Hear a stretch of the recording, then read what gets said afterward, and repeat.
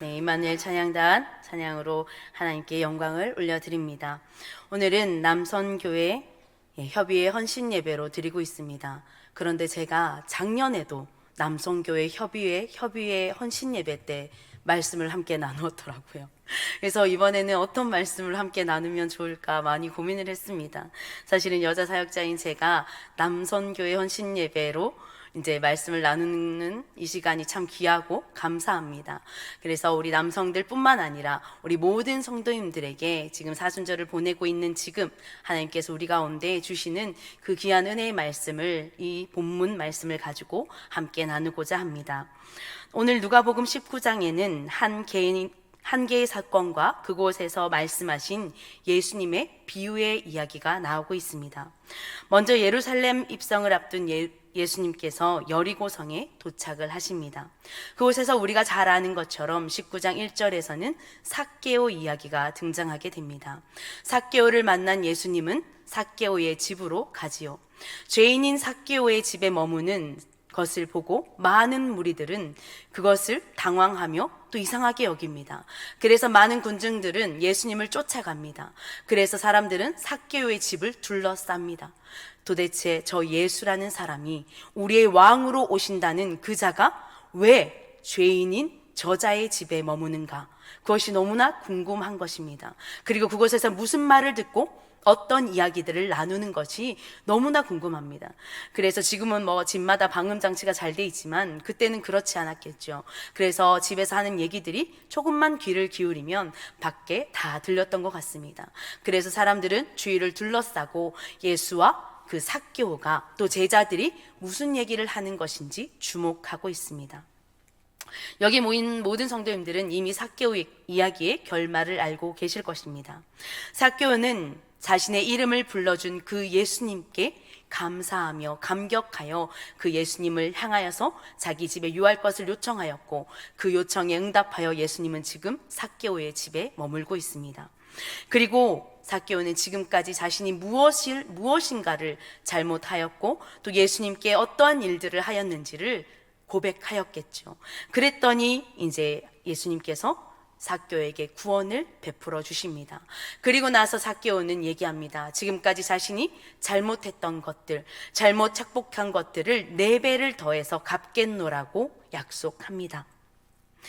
그리고 예수님을 만남을 통해서 자신이 지금까지 어떤 삶을 살았는지 낱낱이 얘기했겠죠. 밤이 아주 길었을 것 같습니다. 그것을 엿듣고 있던 많은 사람들 또한 그것을 듣고 있었습니다. 저 죄인인 삭개오가 예수라는 사람을 만나서 변화된 그 사실을 그 현장에서 목격하고 있습니다. 그리고 나서 그곳에 모인 자들을 향해, 제자들과 그 모인 군중들을 향해 예수님은 이렇게 말씀하십니다. 19장 10절의 말씀입니다. 함께 읽겠습니다. 인자가 온 것은 잃어버린 자를 찾아 구원하려 함이니라. 아멘. 예수님의 오심에 대해서 분명 말씀하고 있습니다. 예수님은 어떤 자를 위해서 오셨다고요? 잃어버린 자. 우리는 지금 402 VIP 초청주의를 준비하고 있습니다.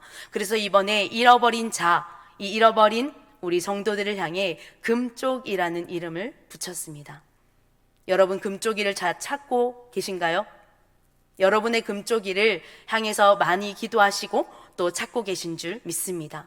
이것이 바로 예수님께서 이 땅에 오신 이유이기 때문입니다. 우리는 잃어버린 자를 찾아서 이 땅에 오셨다는 그 예수님의 그 말씀 앞에 우리는 그 명령을 함께 부여받은 청지기들입니다. 이어서 예수님께서는 이 말을 하시고 다시 한번 비유를 들어 설명하고 있는 것입니다. 오늘 본문인 말씀인 열문화의 비유를 말씀하고 있습니다. 마태복음 25장에도 이와 유사한 달란트의 비유가 나오죠. 달란트의 비유는 하나님께서 각자에게 주신 소명과 은사의 차이가 있지만 그것에 대한 충성을 다하면 동일한 상급과 곧 구원이 주어질 것을 강조하는 말씀입니다. 하지만 오늘 함께 본 열문화의 비유에 나오는 이 말씀은 모두에게 동일하게 한 문화씩이 주어집니다. 이것은 최종적으로 실현될 하나님 나라를 기다리며 모든 사람에게 동일하게 주어진 기회가 있다라는 것을 우리에게 알려주는 것입니다. 이것을 어떻게 사용하느냐에 따라서 하늘의 상급이 달라진다라는 것을 우리에게 알려주고 있습니다. 이렇게 달란트 비유와 누가복음의 10문화의 비유는 각기 다른 시기에 주어진 다른 교훈이라는 것을 우리는 알 수 있습니다. 오늘 성도님들과 함께 나누고자 하는 말씀 또한 우리에게 주신 은사에 대하여 그것을 어떻게 사용할지에 대해서 나누려고 하는 것이 아니라, 오늘 본문의 말씀에서 예수님께서 우리 가운데 하시고자 하시는 말씀, 그 목적이 무엇인지를 함께 살펴보고, 하나님께서 이 땅에 오신 그 목적대로 우리에게 주어진 그 사명을 함께 부여받은 자로서 우리는 어떻게 그 청지기로, 종으로서 살아가야 되는 것이 마땅한 것인가를 알아보고자 합니다. 다시 오실 예수님을 기다리는 청지기로서 가져야 하는 올바른 삶의 자세가 무엇인지 본문을 통해서 다시 한번 알고자 합니다. 11절 하반절의 말씀을 함께 보겠습니다. 함께 읽겠습니다. 이는 자기가 예루살렘에 가까이 오셨고 그들은 하나님의 나라가 당장에 나타날 줄로 생각함이더라. 아멘. 이 말씀을 통해 예수님께서 이후에 주신 비유에 대한 목적을 두 가지로 말씀하고 있습니다. 첫 번째는 예수님께서 예루살렘에 가까이 왔기 때문이라고 말씀하시고 있습니다. 그리고 두 번째는 이로 인해 사람들이 자신을 하나님 나라가 예수님 본인을 통해 신속하게 나타날 것이라고 기대를 하고 있기 때문에 이 비유의 말씀을 하고 있다라고 말씀하고 있습니다. 제자들을 포함한 많은 사람들은 예수님을 정치적 왕으로 오실 것이라고 믿었습니다. 5,000명이 넘는 사람을 먹이시고 눈먼 자를 일으키시고 38년 된 병자를 고치신 예수, 바로 그가 내 눈앞에 있다. 그가 곧 예루살렘에 입성하신다. 그는 이제 우리의 왕이 될 것이며 이제 우리의 왕이 되어서 우리의 삶을 바꾸어 주실 것이고 나에게 자유를 주실 것이라는 이러한 기대감에 가득 차 있습니다. 하지만 이러한 기대와는 달리 예수님의 오심은 살러 오시는 것이 아니라 예루살렘의 입성은 곧 죽음을 의미하는 길이었습니다. 이것을 알 턱이 없는 제자들과 많은 백성들에게 다시 이 비유를 들어서 설명하고 있는 것입니다. 예수님께서는 왕으로 이 땅에 오신 것이 맞지만 이스라엘의 한 도시의 한 나라의 왕으로 오신 것이 아니라 온 인류를 구원하러 오신 분이라는 것을 우리에게 알려주고자 다시 한번 비유로 말씀하십니다. 그렇기 때문에 예수님은 이들의 잘못된 생각을 깨우쳐 주시고 있습니다. 하나님의 나라가 완전히 이루어질 때 그때 충성스럽게 일한 자들은 그 일한 바에 따라 각기 다른 상급을 받을 것이라는 것, 그렇지 못한 자들은 최후의 심판을 받게 될 것이라는 것을 이 비유가 알려주고 있습니다. 삭개오 사건과 이어 이 비유를 말씀하신 것은 하나님의 나라가 임할 때까지 재물뿐만 아니라 자신들에게 맡겨진 모든 것을 책임감 있게 바르게 살아가야 함을 우리에게 알려주고 있는 것입니다. 이제 더 구체적으로 비유 가운데 있는 예수님께서 하신 말씀을 알아보겠습니다. 이 비유는 귀인인 왕위를 받기 위해 먼 길을 떠난다는 이야기로 시작됩니다. 이 비유는 실제로 유대에 있었던 이야기를 토대로 예수님은 비유를 들고 있습니다. 주전 4년 전 헤롯 대왕이 죽게 되어 3명의 아들에게 왕국을 분할하려고 합니다. 이때 유대는 로마 식민지로 있었기 때문에 왕위 계승과 승낙을 받기 위해서는 로마에 가서 그 사인을 받아와야 했습니다. 이렇게 하는 데는 몇 개월의 시간이 걸렸다고 합니다. 3명의 아들 중 아켈레오라는 자가 아버지의 유언대로 왕위를 계승받게 되었습니다. 그래서 이는 로마의 황제의 인준을 받으러 이제 여행을 떠납니다. 그러나 그의 성격이 워낙 포악하다고 소문이 났기 때문에 그가 왕위를 물려받는 것을 반대하는 많은 유대인들이 있었습니다. 아킬레오가 유대의 왕이 될 것을 반대하던 자들이 몰래 수십 명의 사절단을 꾸려서 먼저 로마로 떠났습니다. 그들이 왕을 먼저 뵙고자 하여 서신을 쓰게 된 것입니다. 이 왕이 이러이러하여서 우리의 왕으로 받아들일 수 없노라 라는 서신을 쓴 것입니다. 이것이 그때 왕에게 잘 전달되어서 이 자들의 서신을 통하여서 아킬레오는 결국 왕위를 물려받지 못하게 되었다고 합니다. 이후에 이 일에 대한 이야기는 유대인들이 모두 알고 있었기 때문에 예수님은 그곳에 있던 사람들이 더욱 이 일을 이해하기 쉽도록 이 사건을 가져와서 비유에 잘 섞어서 지금 이 비유를 이야기하고 있는 것입니다. 바로 예수님 자신이 왕위를 계승받을 먼 길을 떠난 주인입니다. 그런데 이 가운데도 그때와 마찬가지로 자신이 왕이 되는 것을 반대하는 자들이 있다는 것을 14절에 말씀합니다.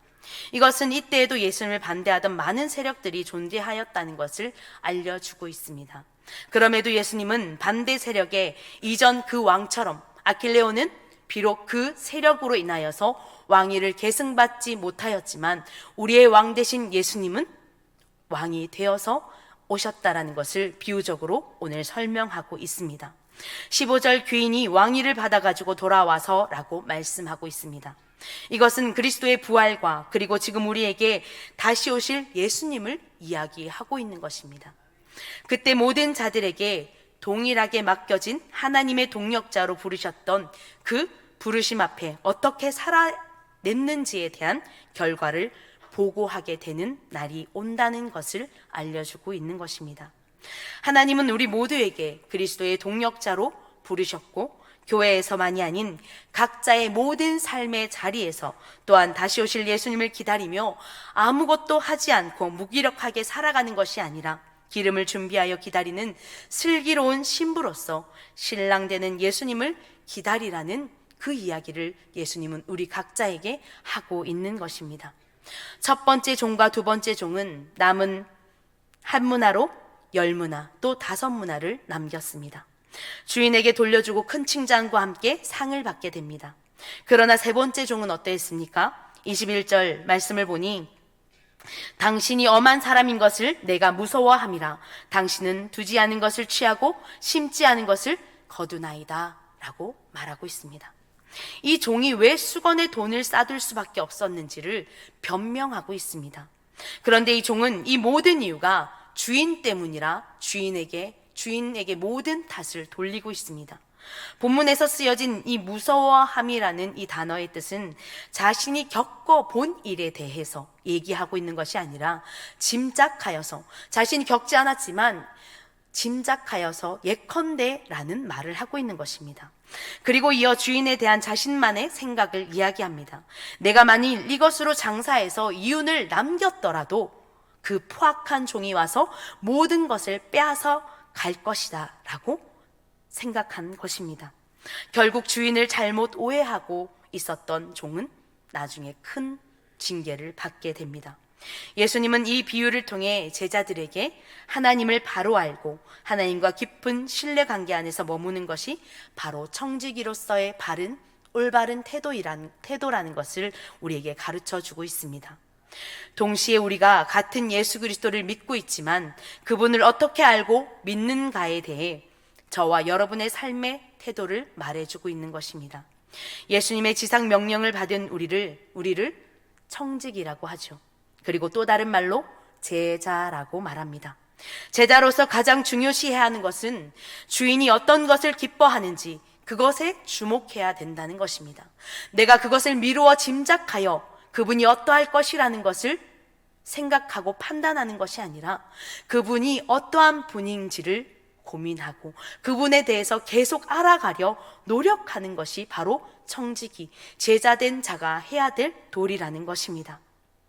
또한 주님의 제자는 주님께서 맡겨주신 일을 위해 수고한다는 이유로 하나님과 교제하는 것을 소홀히 해하지 말아야 합니다. 우리는 하나님의 자비와 은혜를 깊이 신뢰하고 항상 하나님 안에 머물러야 합니다. 또한 말씀과 기도로 하나님을 아는 지식이 날마다 성숙해져야 합니다. 하나님을 깊이 만나고 알아갈 때 사역도 지치지 않고 감당할 수 있게 됩니다. 남성교회를 비롯한 여기 있는 모든 성도님들, 삶 가운데서 그리스도인으로 살아가는 것이 만만치 않습니다. 낙심하지 않고 지치지 않기 위해서는 우리의 힘, 우리의 판단, 그런 것들이 아니라 하나님과의 끝없는 교제 가운데 날마다 채워주시는 은혜가 없이는 우리는 하루도 버틸 수 없다라는 것을 알아야 하는 것입니다. 이곳에 오늘 신입교사 훈련을 받은 우리 선생님들이 함께 자리하고 있는데요. 우리 교사들이 교사를 맡는 일들이 너무나 어렵습니다. 매일매일 새롭고 날마다 새롭습니다. 지난주에 봤던 아이가 이번 주에는 좀 더 나아졌겠지, 좀 더 달라지겠지, 내년에는 달라지겠지, 이러한 소망을 갖고 교사의 직분에 임하지만 그 아이는 변하지 않을 때가 더 많습니다. 그럴 때 우리는 누구를 기대하며 누구를 바라봐야 합니까? 그 아이를 바라봐야 합니까? 변화되지 않는 그 아이에게 소망을 두고 그 아이를 끊임없이 바라봐야 합니까? 그러면 지치고 포기하게 됩니다. 하지만 그 아이에게, 그 아이를 변화시키는 그 하나님을 바라볼 때 우리는 지치지 않습니다. 우리 모든 여기 교사, 신입교사뿐만 아니라 모든 교사 선생님들 다 해보셨죠, 교사들. 그리고 한 10년 후에는 이제 그만해야 되겠다 이런 마음 하시죠. 변화되지 않는 그 아이들을 보면서 참 낙심할 때도 있고 포기해야지 될 때도 있습니다.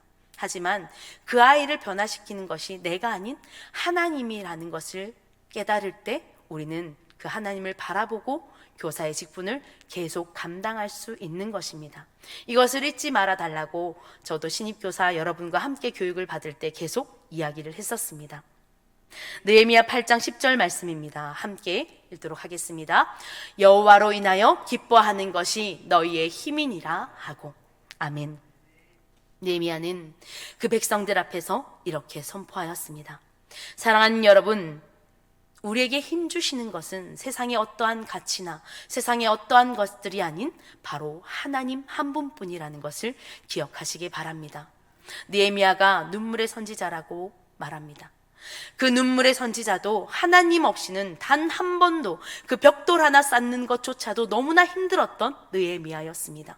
그러나 힘주심이 어디에서 오는지를 깨달았을 때 그 성벽을 재건할 수 있었던 것입니다. 사랑하는 성도 여러분, 우리는 다시 오실 예수님을 기다리고 있습니다. 그 기다림이 언제까지인지는 그 누구도 알 수 없습니다. 예수님이 오시기까지 우리는 우리에게 주어진 사명을 감당하며 기다리는 것뿐입니다. 왜냐하면 우리에게 그 임무가 주어졌기 때문입니다. 그 임무가 뭐지요? 잃어버린 자를 찾는 임무입니다.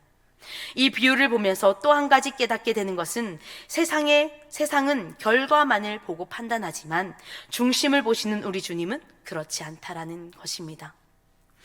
내게 한 문화가 있어서 그것으로 열심히 최선을 다하여 일하였지만 결국 잘 되지 못할 때가 너무나 많습니다.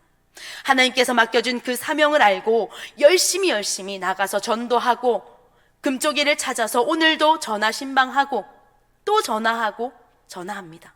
그러나 어떨 때는 전화 받지 않고 어떨 때는 문자도 씹고 마음이 상할 때가 한두 번이 아닙니다. 그렇다고 우리가 포기해야 될까요? 하지만 하나님께서는 이 결과를 보는 것이 아니라 우리가 얼마나 열심히 최선을 다했는가를 보신다는 것입니다. 아멘. 그렇게 우리는 포기하지 않을 수 있습니다. 하나님께서는 결과가 아닌 우리의 중심, 우리의 최선을 보시는 하나님이시기에 오늘도 우리는 포기하지 않고 하나님의 말씀에 따라 제자된 삶, 청지기의 올바른 삶을 살아가는 저와 여러분의 삶이 되기를 축복합니다. 세 번째 종이 징계받은 이유는 아무것도 하지 않았기에 있습니다. 결과가 아닌 과정을 보시는 하나님께서는 그 한 문화를 받은 종이 그것을 모두 잃었다고 하여서 그 종을 나무랬을까요? 그 종을 오늘처럼 징계했을까요? 그렇지 않다라고 생각합니다. 그 최선을 다한 한 문화를 가진 종이 하나도 가지지 못하고 하나님 앞에 섰을 때 오히려 격려하고 위로받았을 것입니다. 우리도 이러한 하나님 앞에 그러한 청지기가 되길 바랍니다. 결코 하나님 앞에 나중에 섰을 때 우리 손에 가져가야 할 것이 그 열매가 아무것도 없다고 하여도 하나님, 내가 그렇다고 하여도 내 삶은 최선을 다했노라고 그렇게 하나님 앞에 말할 수 있는 저와 여러분들의 삶이 되기를 축복합니다. 무슨 일이든지 주께 하듯 최선을 다하는 것이 주님을 기쁘시게 하는 것임을 잊지 말아야 합니다. 언젠간 주님께서 우리에게 다시 오시는 그날 우리의 결과물이 아닌 우리가 걸어온 삶의 걸음을 보시며 말씀하실 때 주님 앞에 부끄러움 없는 주의 청지기들이 다 되기를 소망합니다. 모든 것을 주께 하듯 최선을 다하는 신실함으로 우리 주님을 기쁘시게 하는 여기 모인 주의 성도들, 주의 제자들, 주의 청지기들이 되기를 소망합니다. 함께 기도하겠습니다.